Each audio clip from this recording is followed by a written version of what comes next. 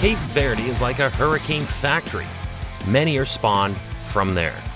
Hurricane Irma was an example of this. It went on to be an extremely powerful hurricane that caused widespread destruction during its life in the 2017 season, particularly in the northeastern Caribbean and Florida Keys.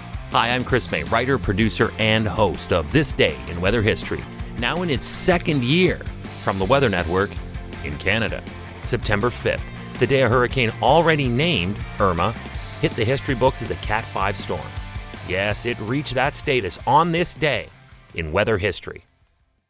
On this podcast, we have already talked about the 1935 Labor Day hurricane and other similar powerful storms named Katrina, Dorian, Harvey, Wilma, and just yesterday, Felix.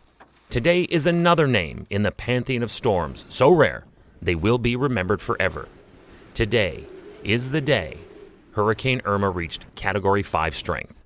Starting with the letter I, Irma was, therefore, the 9th named storm, 4th hurricane, 2nd major hurricane, and 1st Category 5 hurricane of that 2017 season. That would not last long, though, as Hurricane Maria would follow 2 weeks later.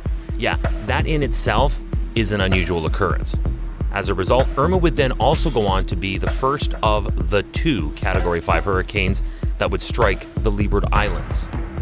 However, at that moment in time, it was considered to have been the most powerful hurricane on record in the open Atlantic region outside of the Caribbean Sea and Gulf of Mexico until it was surpassed by Hurricane Dorian just 2 years later.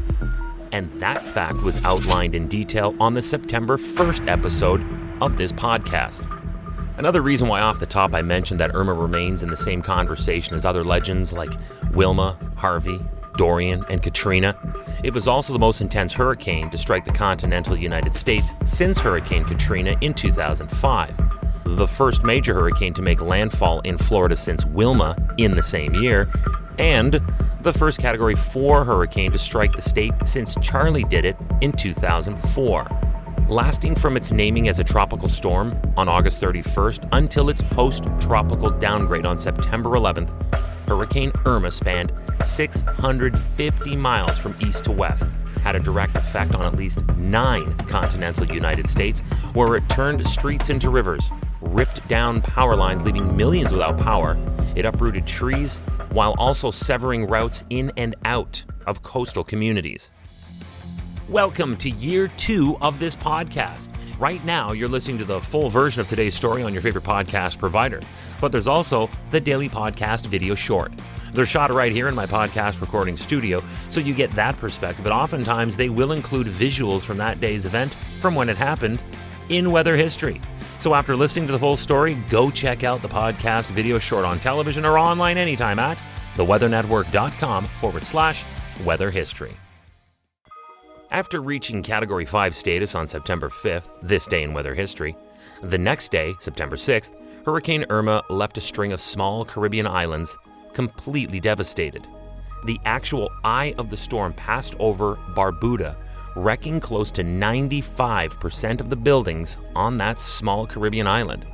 The hurricane then continued north and west until it hit southwest Florida on September 10th, battering the southern half of the state.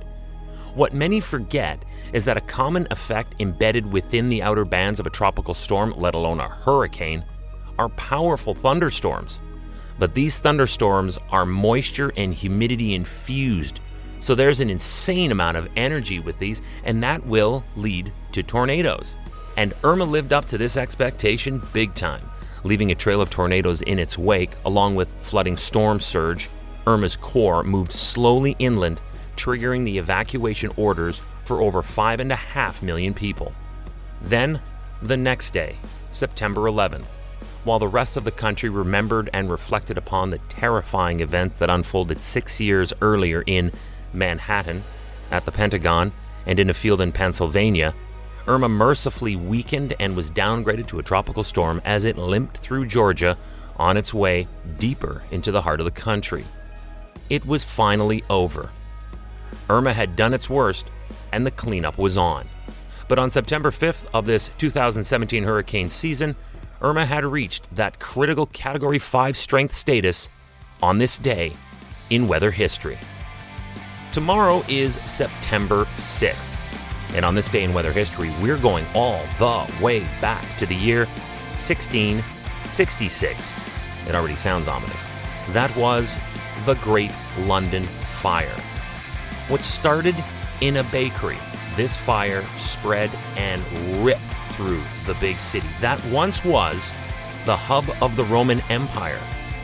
All of its destruction I will outline in detail tomorrow, September 6th, this day in weather history, with me, your host, Chris May.